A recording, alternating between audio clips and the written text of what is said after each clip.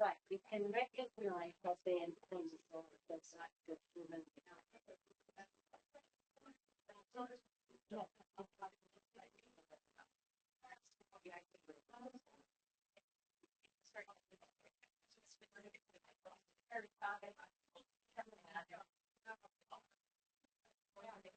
Okay, I would invite you back to the center. There will be moments during the afternoon to share more and go deeper and have more time for that. But we want to make sure we have that time. So if we can just hold what was shared in our hearts and minds, and we will welcome Lynn to the microphone to begin her presentation with us. So,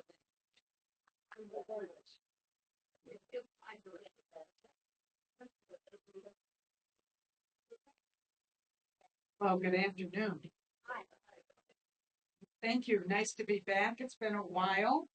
Uh, for most of us, we've been sort of been campused or beached, whatever word you want to say, about living in our own little spaces. So this is one of the first trips I've taken outside of Albany, just so you know. And I've been a flyer. I mean, I was flying 80,000 miles a year, so you can imagine. But it is as crazy as it is and was. It has also been graced truly, and although I would prefer face to face, I'm so grateful I could drive down today and be with you. At the same time, Zoom has provided us an opportunity, less than ideal, but an opportunity. So I am grateful. I think I'm on Zoom like 3-4 times a week, sometimes for days, So but I'm really glad to be here. So thank you for the invitation and that beautiful short ride from Albany. It was gorgeous today. So thanks.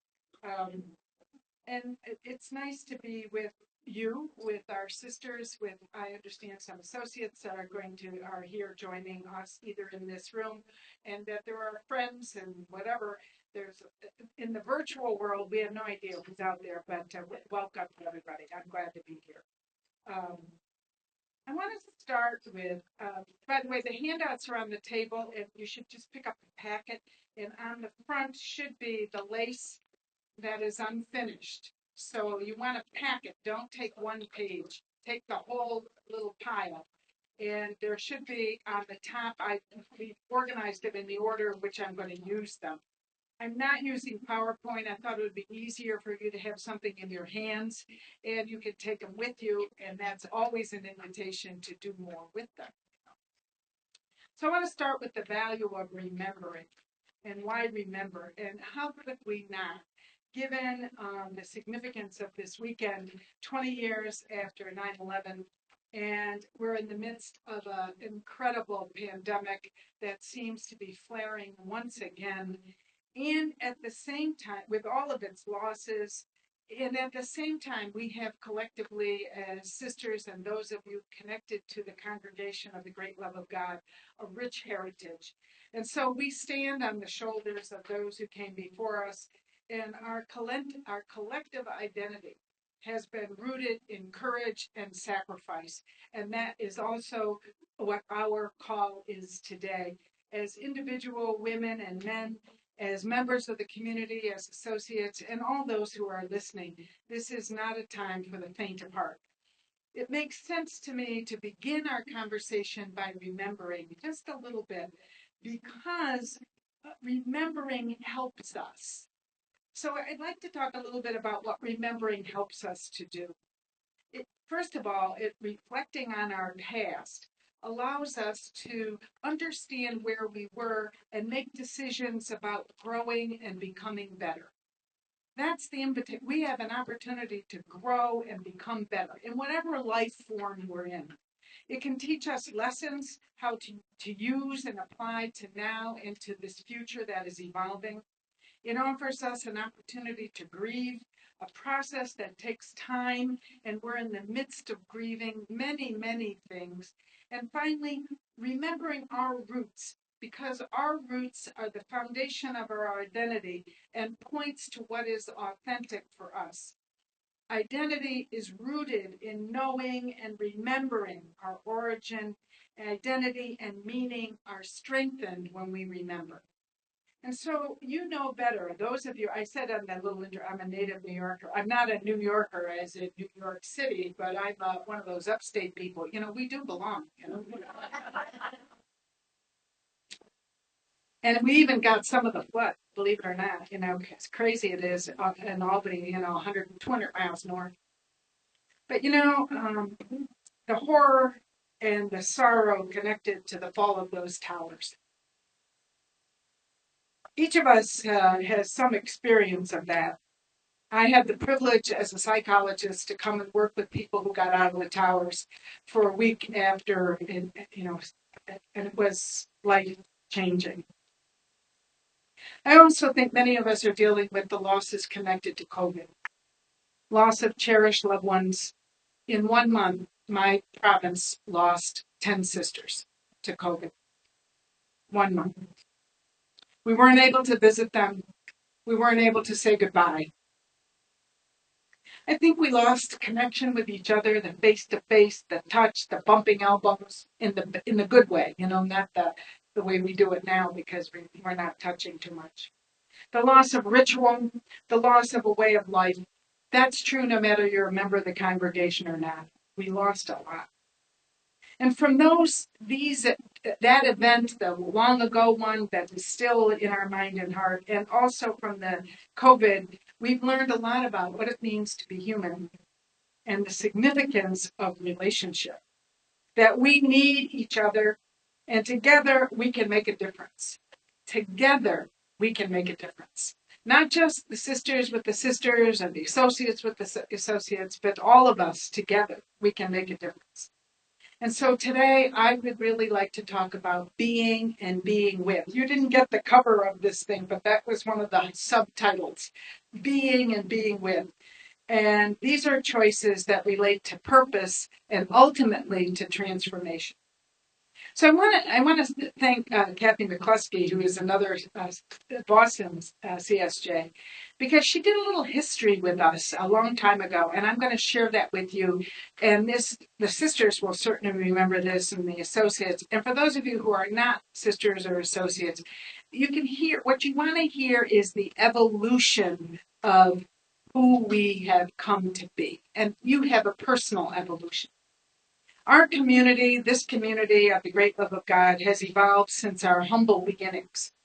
The historic expressions of the CSSJ charism, of which many of you feel connected, are how we envisioned and responded to the calling of Jesus' dream for oneness and for all persons without distinction. Each manifestation of our history embodies greater complexity as we engaged a more complex world. And this evolutionary unfolding is moving us today more than ever before that we are called to we. We are called to we, not to I or to us, but to we, inviting greater relatedness, greater connection, and interdependence with one another, with the dear neighbor, and of course now with the earth, a much more consciousness of our connection with the earth. We've experienced moments of grace. That's that wonderful book by Ted Dunn that some of you are reading, or his article. Moments of Grace since 1650. Over the entire lifespan of this group of women. And today we are invited and challenged to go beyond and manifest the deeper understanding of Jesus, of what it means to be fully human, what it means to be one. Our first vocation for everybody in this room and for every person listening is to really be as fully functioning a human person as possible. And so, with that in mind, it means, and what does it mean then for the congregation of the great love of God and our charism of unifying love? Our founding sisters, those original, that small group, they worked with a specific set of insights. They lived in a small town in a very isolated circumstances. They knew their neighbors. They knew relationships were important, and that their participation in God's dream called them to witness to God's great love and embrace their neighbors in cordial charity. Those words that are in our documents. The community who refounded, not too much after that, after the French Revolution, saw a fractured country and a continent, Europe, trying to put itself back together. They understood the work of reconnecting, or we might use that word reconciliation. And they knew it was God's work that they were doing, and that their loving relationships and service helped to advance God's dream once again. Our foremothers, to each of our home communities, coming to the New World, framed their understanding of mission and of unifying love in still another way. They helped build a nation. They helped bring people together. They were teachers and spreaders of the faith, bringing education, healing, and development so that people might know themselves as sisters and brothers, as dear neighbors, beloved of God, and responsible for one another and for the well-being of society in a new land.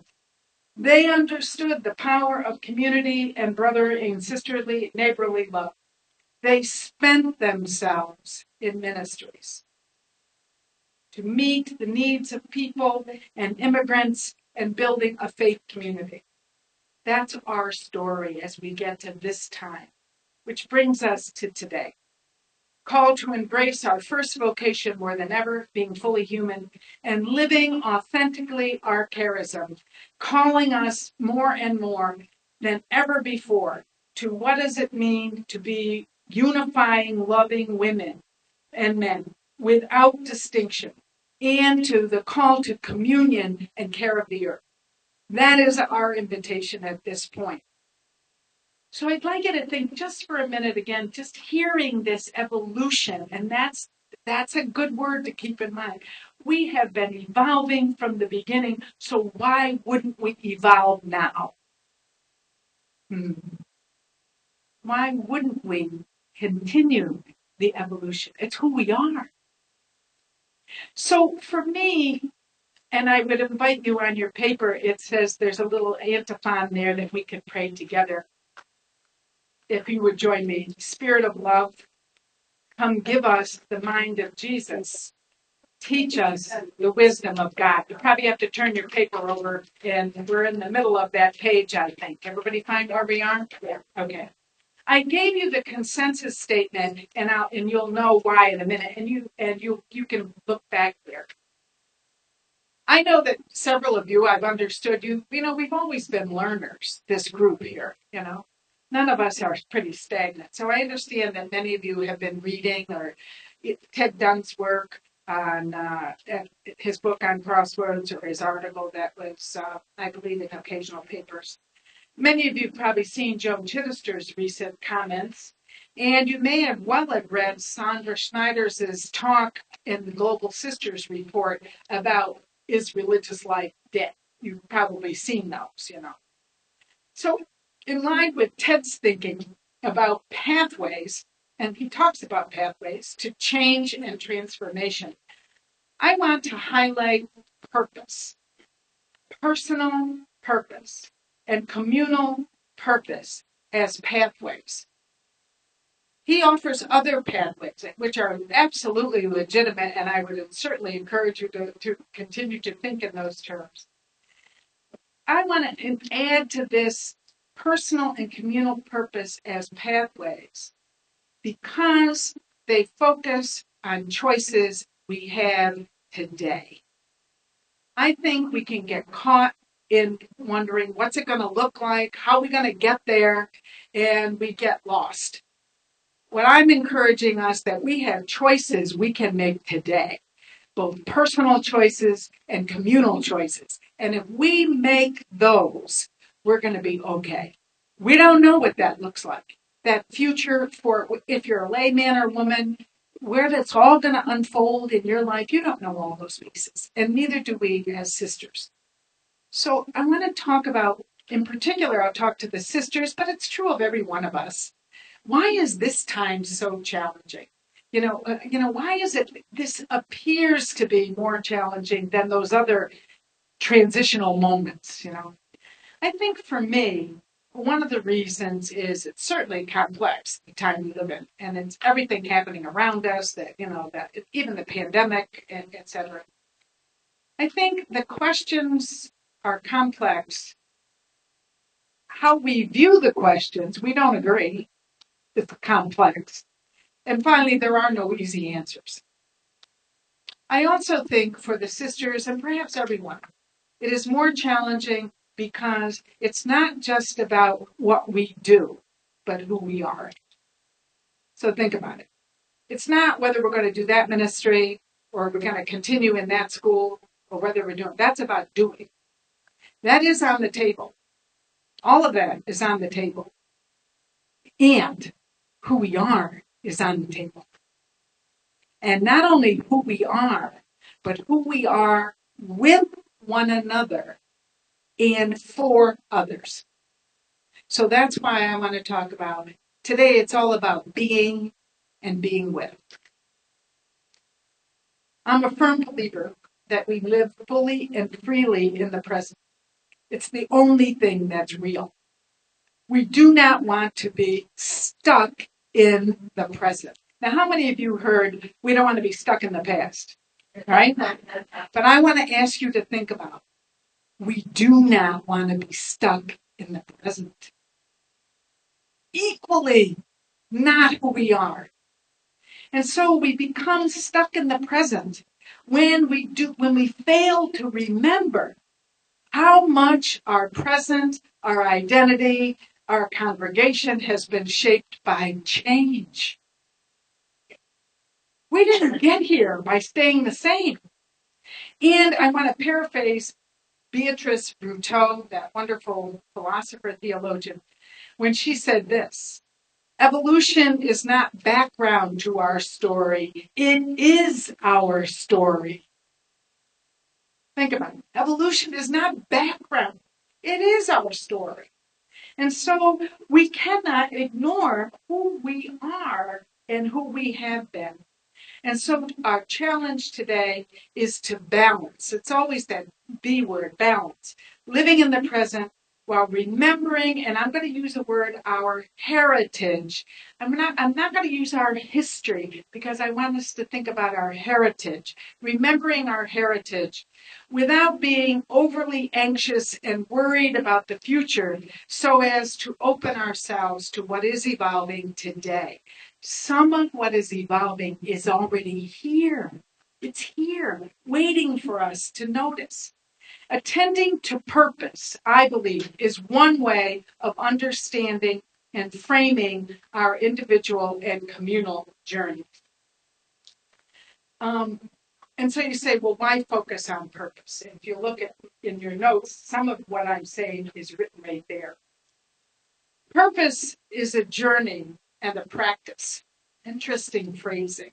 It's a journey. Why am I here? Why are we here? But it's also a practice. You can't just assume, we have to be here doing something with this journey. So what are we meant to be about as our life unfolds? Following a vision and commitment. Following a vision and commitment to that vision. And that would be true of lay men and women as well as our sisters and associates. There was a poem that I had sent. It just didn't quite get in your hands, but maybe we can get it to you. It's a poem by William Stafford. And the name of the poem is The Way It Is. And so the poets give us sometimes an insight, that it's, and so I'd like to share it with you. It's not too long, so I'll try to read it a little slowly. William Stafford, The Way It Is. He says this. There is a thread as in sewing, There is a thread you follow. It goes among the things that change, but it doesn't change. People wonder about what you are pursuing. You have to explain sometimes about the thread. But it's hard for others to see. While you hold it, you can't get lost. Tragedies happen, people get hurt, die. You suffer. You get old. Nothing you can do to stop time's unfolding.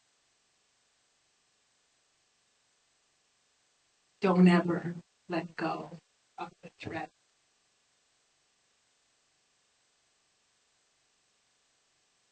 So why focus on purpose?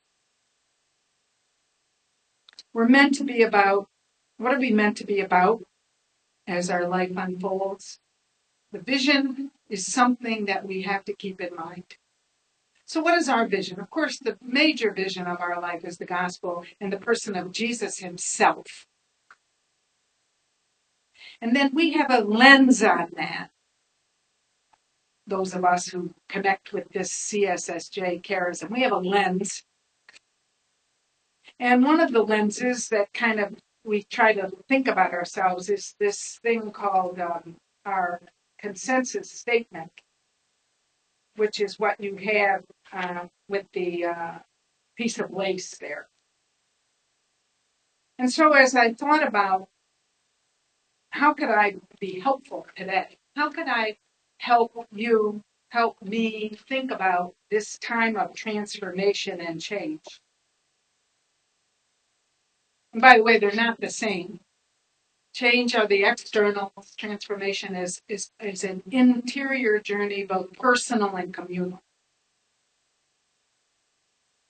So, because purpose changes across our lifetime, purpose changes across anyone's lifetime. We find purpose in different areas of our life by what you cultivate, by what you reflect, and how you take action. So this is not a question of, oh, isn't that a nice thought?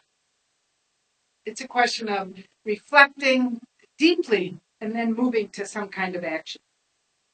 I think it's about turning our efforts inward and meeting the needs of the world around us. It's never either or.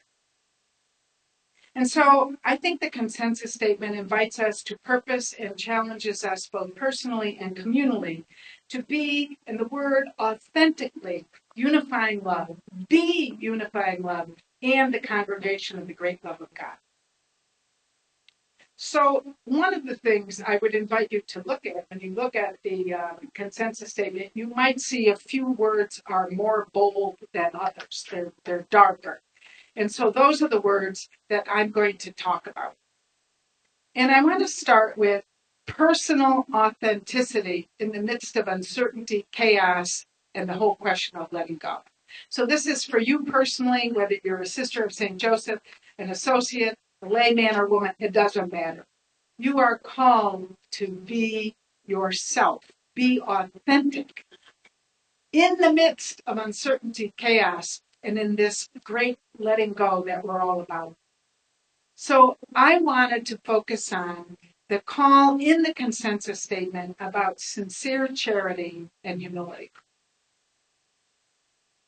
Now, those words were written a while ago. They come from early documents, and the consensus statement was written how many years ago? A long time. So for me, I took those words. I'm looking first at sincere charity. And I said to myself, well, what in the world does that mean today? What do we know today that maybe they didn't even know when they wrote this thing, because our understanding evolves?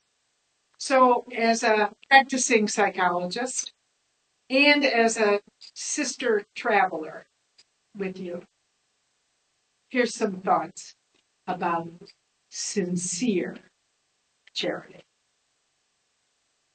I think the first thing is that I am called and you are called to be a sincere person.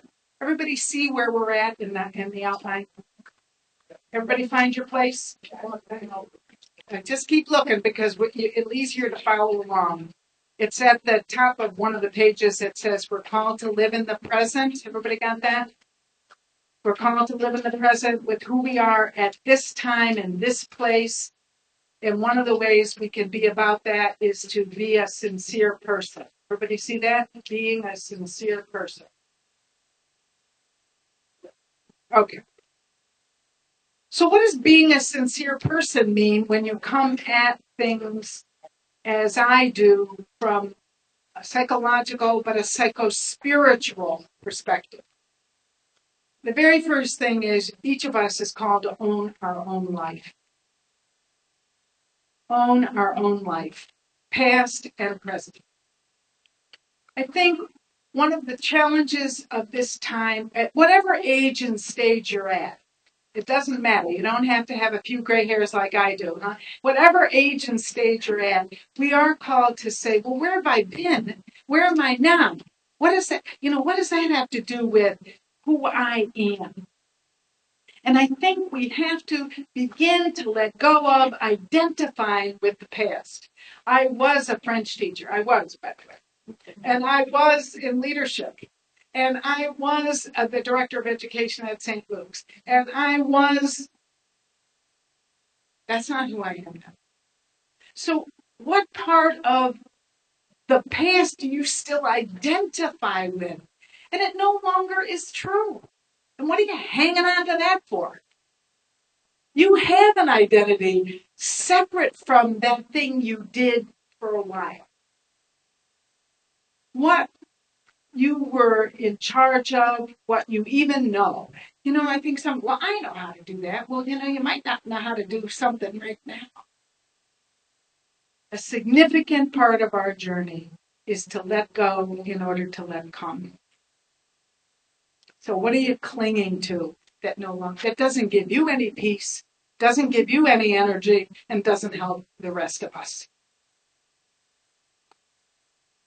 This next one, number 2, it says crossroads in life offer a time for inner work. I'll speak to the sisters first, but it's true for many of us.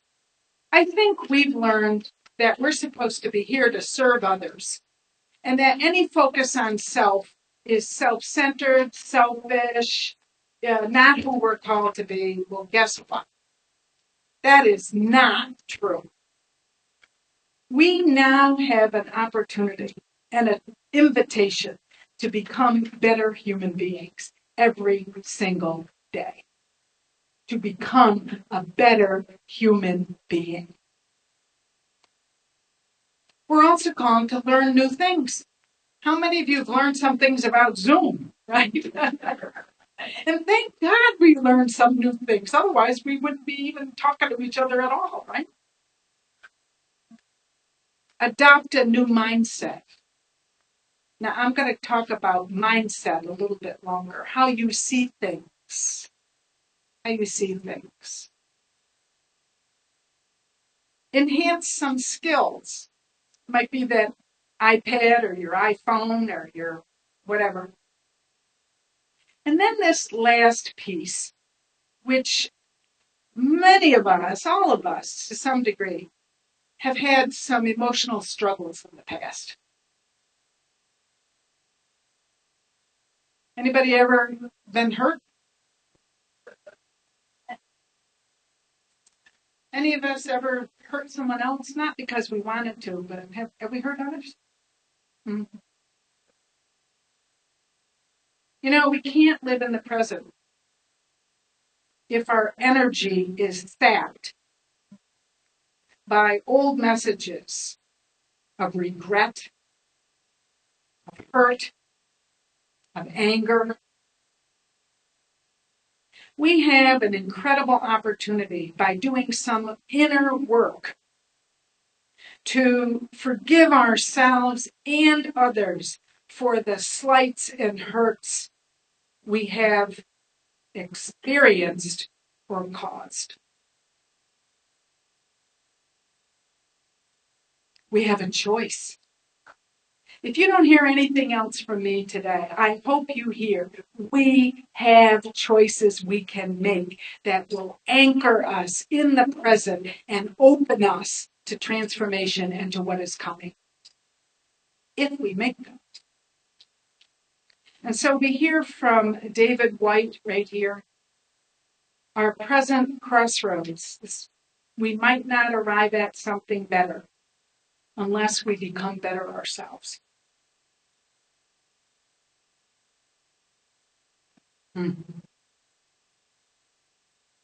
Loving and loving well, which is what sincere charity is about loving ourselves, and sometimes that's the hardest person to love. It's about loving ourselves and others, always the and, not or. It's challenging, it's a daily choice. And we only get better at it with the help of others. Notice Paul in Thessalonians when he says, so encourage each other and build each other up. Nobody does this by themselves. Some of you know I work in 5 of the intercommunity novitiates in the U.S. I'm the sex lady. I'm the one who talks to them about sexuality. But one of the things I say to them over and over in the 3 and 4 and 5 days that I'm with them is this. I can't be me without you. And you can't be you without me.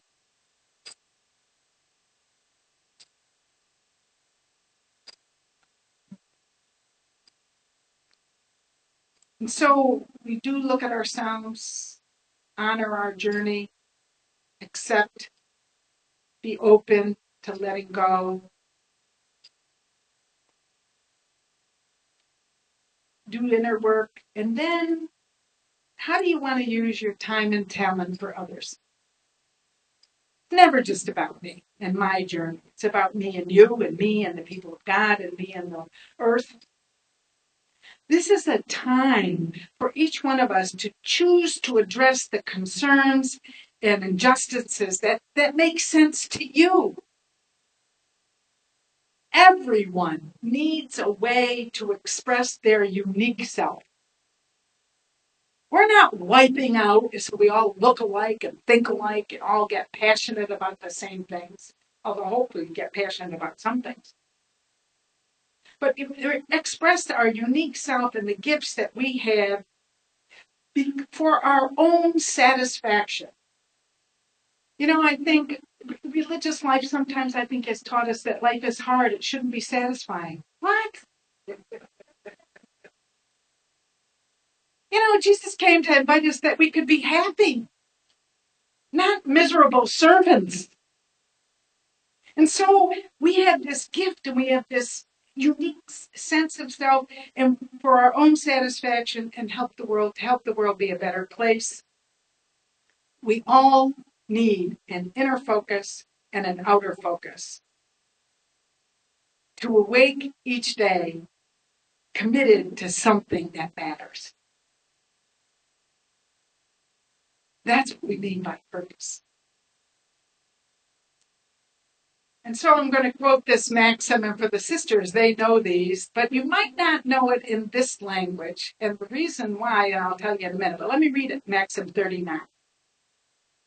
Be of service to the world. The best service is the one that shares your gifts and gives you life.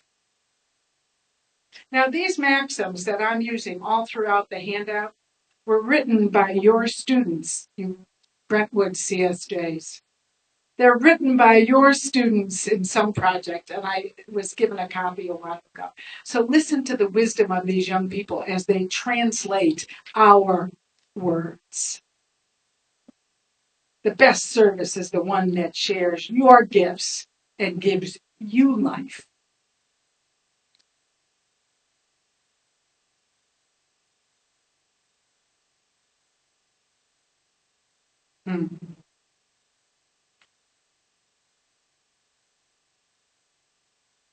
And so, because service is never just about, for me, or sincerity is never just about being a sincere person, but it's being a sincere person with and for others. So I'd like to go to the top of the next page if you're following along. But I'd invite us to pray again. This short little thing, which, by the way, is from one of the hymns or music that we often sing, but you wouldn't want me to sing it. So here we go. You join me in saying, Spirit of love, come give us the mind of Jesus. Teach us. So what does being sincere with others look like? We're talking about sincere charity. Being sincere with. What does that mean? Well, I think the word presence and empathy are the two key words for today. Key words. Presence. Being present with and empathy. The comment I made there, it says, if we want to grow as human beings, we need to give something to those around us. And the greatest gift you have is to be present. Fully focused on the other as if there was nobody else in the world. Fully focused on it as if there were nobody else in the world.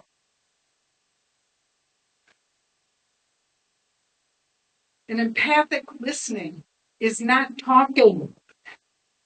It's listening. We got two of these ears to do it, you know. Empathic listening means hearing beyond the spoken word or the silence and paying attention to the nonverbal signs, the feelings that are underneath. A truly empathic listening is you understand how they feel, not just what they say. And so we want to pay attention to that. And what does it lead to? Connection and kindness and gentleness and compassion, a gentle compassion, and ultimately to communion, which is a word we're going to talk about a little bit later.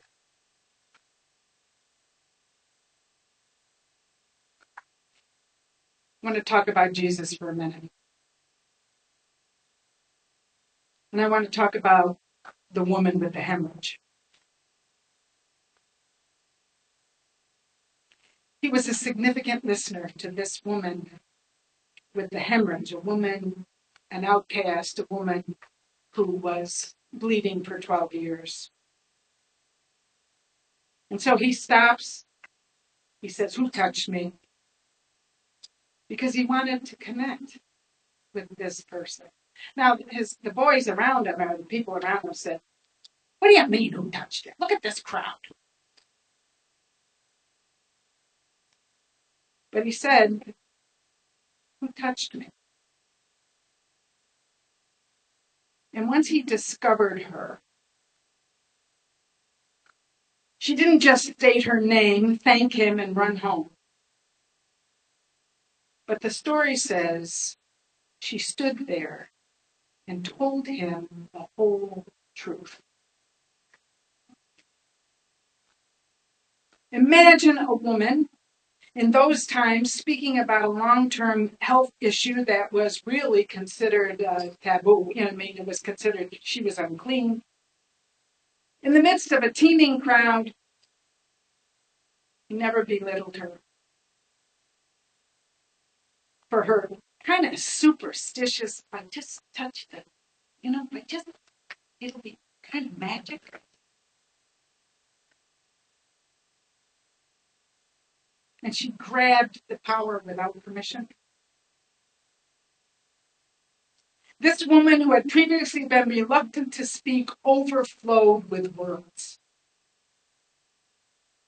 What could have prompted this dramatic change except the focused attention of a listener who was not too preoccupied to hear the whole story? Jesus had a way of saying, I'm here, in his words and in his manner that let people know he had nothing more important to do with his time than to be with them. Nothing more important to do with his time. I think in so doing, he gives us a glimpse of God, who's eager to know us, to know all the details.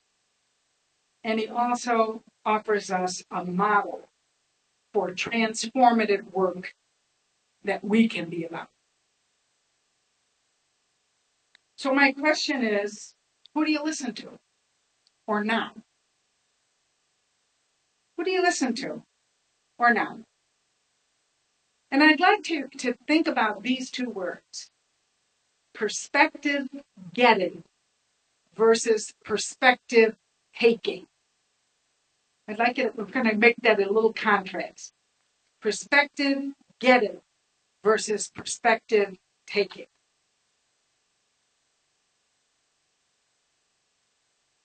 I think at times we assume we know who the other is or what's happening. So we take on a perspective. Oh, it's hard for her, or she's having a hard time adjusting. He's struggling with whatever. That's perspective taking. So what is perspective getting? It comes from sincerely asking for another to share their story and requires a gentle asking. Help me understand. And then the incredible art of empathic listening. So who do you need to hear from? And how can we learn to be a getter, not a taker?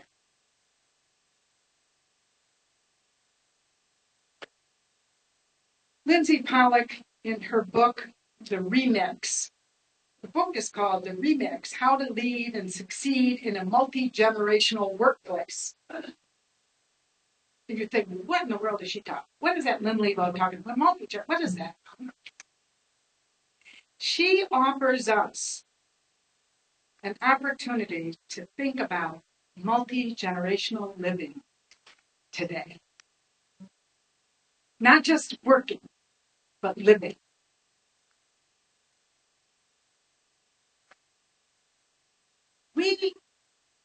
This family of us, this Joseph family,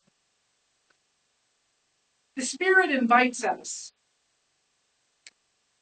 to see that we have present generations living among us and around us, a unique generational mix of 5 different generations. Not 1, not 2, 5 different generations among us. We have a sacred window of opportunity for the present generations, oldest to youngest, youngest to oldest, to mix and mingle. For what? For the sake of community, for the sake of this great charism of the unifying will of God, for the sake of mission. And she offers a few little hints in her book that we might want to consider if we're ever going to embrace this incredible opportunity of generational differences and generational possibility. She said we have to stop generational shaming. They're built on stereotypes. Oh, the old, they're too tired. They don't have any energy. Or the young, well, they don't really understand community. Really? She said we have to assume the best intentions. Does that sound familiar? Remember one of those maxims? She said we need to be more transparent. We need to share more. We need to be more self-revealing. And we can't be judging what another person from another generation might say. She said we have to empathize, there's that word again, where we use this time to encounter differences in perspectives and worldviews and life choices. And then she says a funny one, not there are more, but the one I'm going to conclude with is she said, don't change what works. And what works is what's core to our identity, not these other things that we hang on to and say, this is what it means to be a sister of St. Joseph. No, it isn't. So what's our core identity or the roots? They are not the same. She's talking about now in the workplace, I think she said, roots are not the same as anchors. Anchors are things that happen for a time, they can weigh us down, and they no longer serve us. So what anchors are we called to let go of, and what roots are we called to hang on to with and for our younger generations and for the older generations? I'd like to talk about my recent experience with the young religious and associates, both men and women, who call themselves, listen to this language, the community of they call themselves the Joseph family of Latin America and the Caribbean.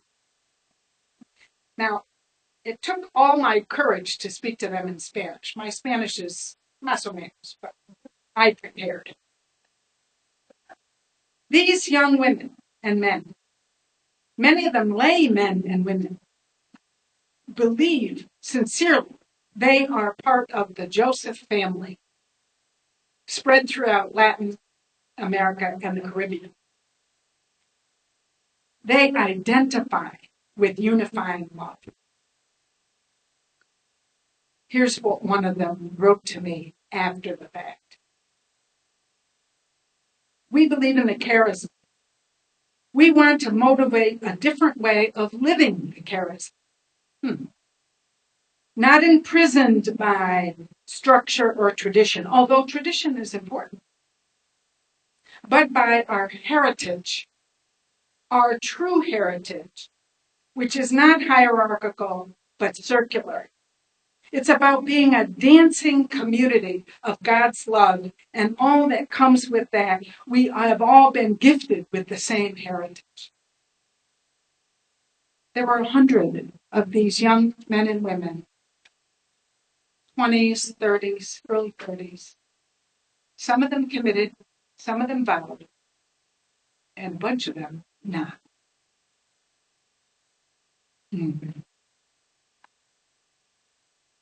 One last comment before we do our break in some small groups. My question I wrote there, you might think she gets stranger by the minute, but my question is, how is reading an invitation to self-discovery and purpose? How is reading?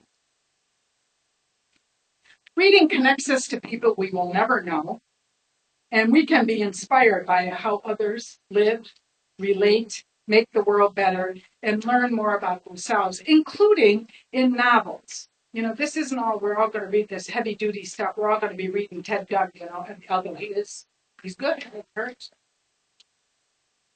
So I want to share with you what happened to me when a friend recommended that I read the book Caste. The work Caste, written by Isabel Wilkerson. I began a journey with this book thinking, okay, I'm going to learn about caste in other people's lives.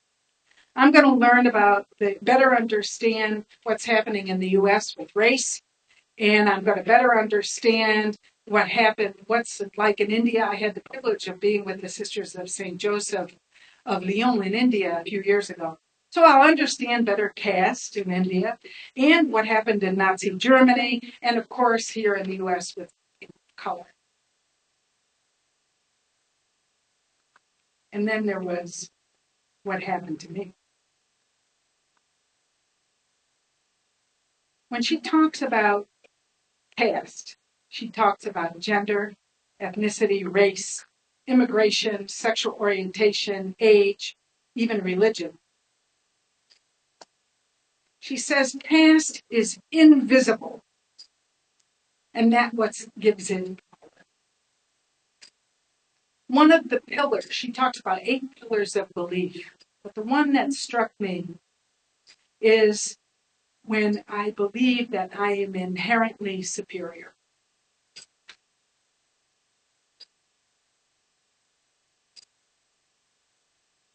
She talks about in a caste system, everyone is captive. So what does this have to do with me?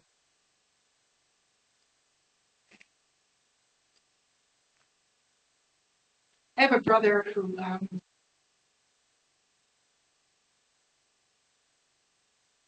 is a paraplegic as a result of a horrific accident 44 years ago. He was injured on working for New York State. It's a long journey. He's maintained an incredible amount of independence. He's a tough nut. But I found more recently he had a foot amputation and he's had some incredible woundings and illness. And I found myself pushing back, saying to him, come on, as if I know better.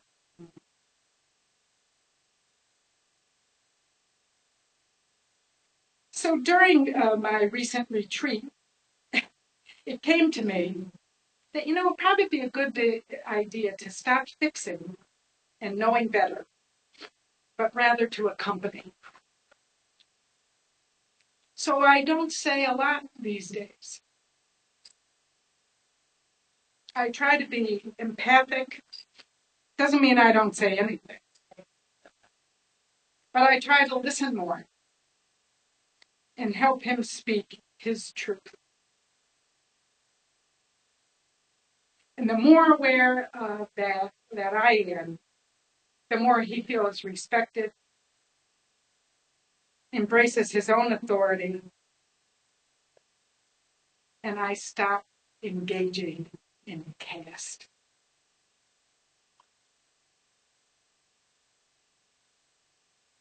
And so we have one more maxim before we have our small group and break. And this one from 96. All your beauties and talents are just borrowed. Remember who owns them. Out of the mouths of our young people, huh? Out of the mouths of our young people. So what we'd like to do here, and we will take a break after this, so if you could hang in there for a few minutes, we'd invite you to some conversation. And can I advance this slide? Or We did out of it. oh, okay, we have to go backwards. Oh. Well, we're going to have a couple of questions up here for you to consider. And questions are always prompts, and you'll talk about what you want to talk about. Am I right? So here's really what we're saying is, I use this question as a somewhat generic question, but I think it's a good one. What was good for you to hear? You personally, what was good for you to hear? And then the second question is, what invites you to the more? And of course, in our consensus statement, look who is the more that we've always been about. So we want you to just take a moment of quiet and then try to respond to those questions or anything in your mind and heart with your sharing at the table for about 15 minutes. Okay, and then we're taking a break. I promise. You always know if you need to get up and move, you can do that. So, a couple minutes of quiet, then I'll invite the sharing. This is an opportunity to be more transparent, to speak the truth that is yours. There is no right answer. Yes, ma'am.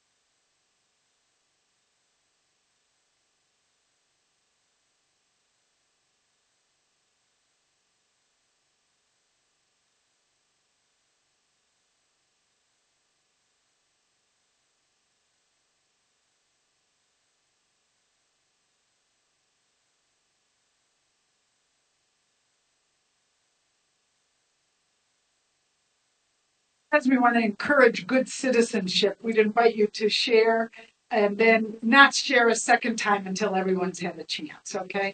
So it's for you to talk about what makes sense, what's important. Thank you.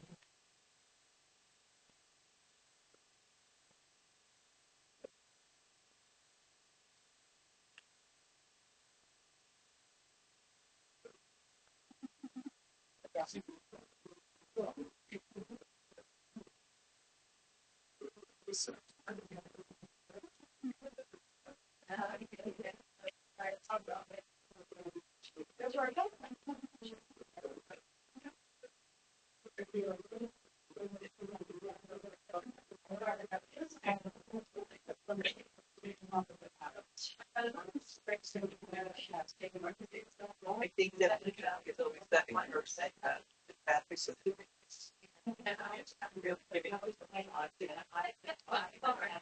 turning my heart on the field. I did that.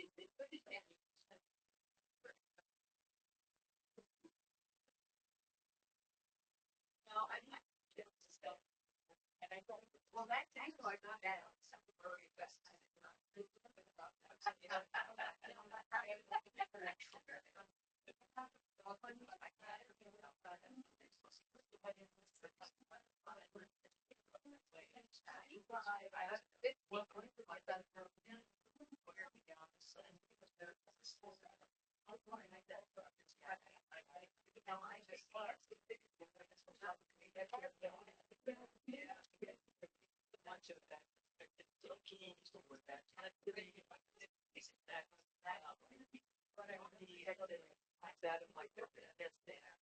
Just so that we could look them out, you know. When I get that process down, it allows me to take care of.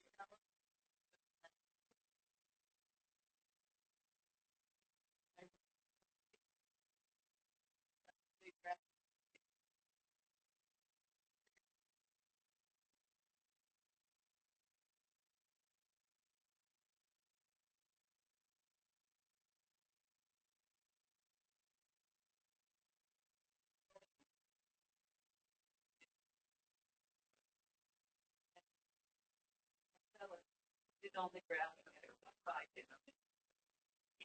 Multiply. Work ethic, like they had TV in the window. Kind of tell them how much in their show. And it was probably was there other days, but I didn't know how to turn it on that day. And she's like, why? Like, for 20 years after grad, I'm surprised that he was like, the fella, it was TV. She said, oh my God. And I remember thinking something about, I guess, the day before. So he said, my conversation for about a hour. And he said, you know, kind of that, I don't know what my mind, all that. I know that. You know, I had to know. And then you said, be 4 or 5 each day. But he broke all my stereotypes and on the street kind of perfect. You know, he really wasn't interested about how to show the girl, what else. And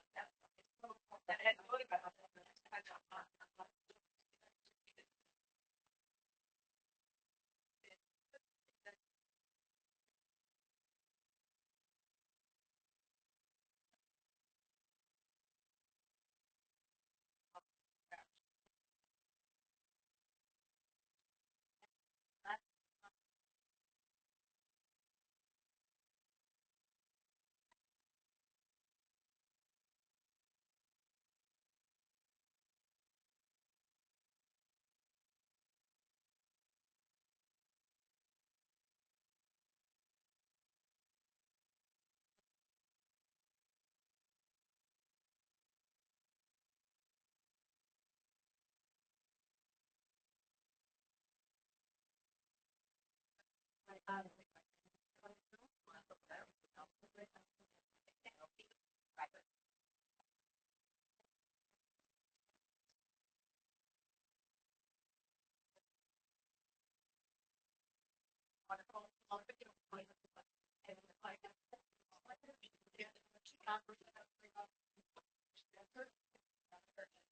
And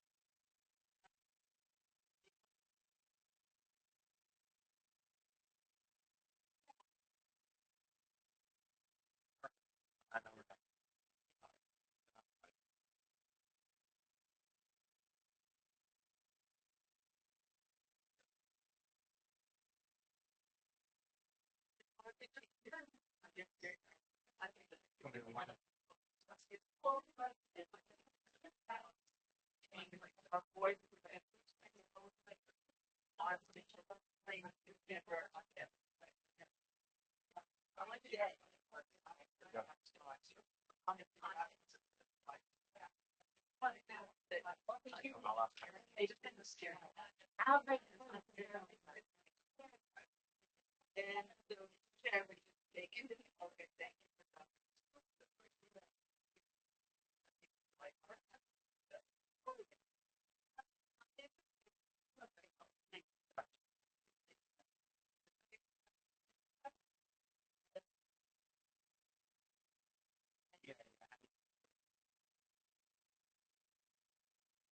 So the amount of November, if you need me to present it, I'll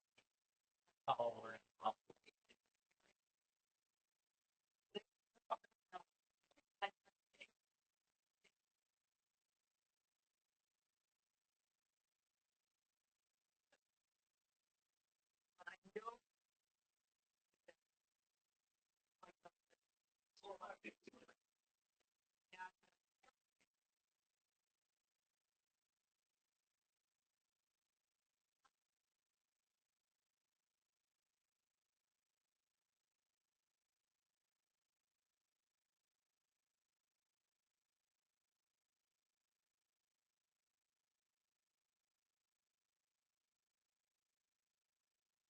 That the conversation will continue even into our break, but we're going to take a stand-up bathroom break, 20 of 3. All right, so from now it's just a 10 minutes, a little over 10 minutes. So if you need to stand up, you've been sitting a while, there's some iced tea, water, and cookies, and then they come back at 20 of 3.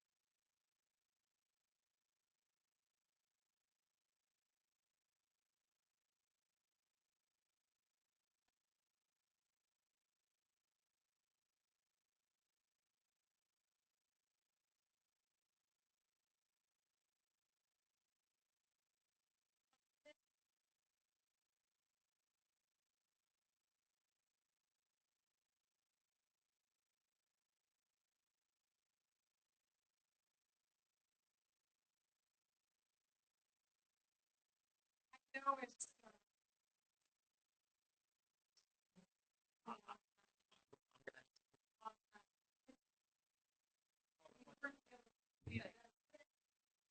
Still our typical sisters of St. Joseph.